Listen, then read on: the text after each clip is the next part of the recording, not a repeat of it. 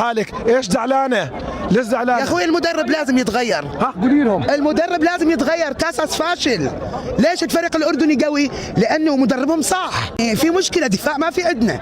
اليوم في عتب كبير كان من الجماهير العراقيه في اخر المباراه وغضب. احنا عتبنا مسبق مش هلا من جديد، بس يعني هو فوز اي فريق عربي فوز الجميع، بس بصراحه الفريق العراقي كان فريق قوي، كاساس دمر. اليوم حسيت انه في غرور عند المنتخب العراقي للامانه في اول جول، وايضا استفزاز الجماهير الفلسطينيه للامانه، نحكيها بكل صراحه. للامانه هل هذا ضيع فرصه اليوم العراقيه؟ احنا وفلسطين واحد، لكن خلال بالكره ما في، يعني احنا اليوم كاردني اليوم انا بدور على مصلحه الاردنيه. بس انا قناعتي فوز اي دوله عربيه افضل ما تفوز دوله اجنبيه صراحه. الله عليك الله عليك. اي دوله عربيه افضل ما تفوز، وانا فلسطين تحديدا بعتبرها دولتي الثانيه والاردن دولتي الثانيه. اليوم ما في حي الفريق الاردني لانه فريق. اليوم بلشت الناس تغني بتقول المنسف من الاردن واللحمه من العراق، شو رايك؟ انا ضد هذا الحكي. ليش؟ انا ضده لانه الاثنين نصعد سويه اليوم ان شاء الله. تعرف ليش؟ انا كلمه بدي منسف على لحمه عراقيه بتستفزني بصراحه. ليش ها؟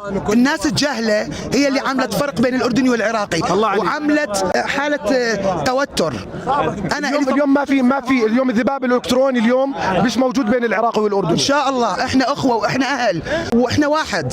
ونعم. انا ضد هذا الحكي ابدا. تفرح اذا طلعنا اليوم على كاس العالم؟ ان شاء الله ان شاء الله. شو بتقولي اليوم للمنتخب الاردني والجماهير الاردنيه؟ والله انتم فريق يستحق الاحترام صدقا. يعطيك الف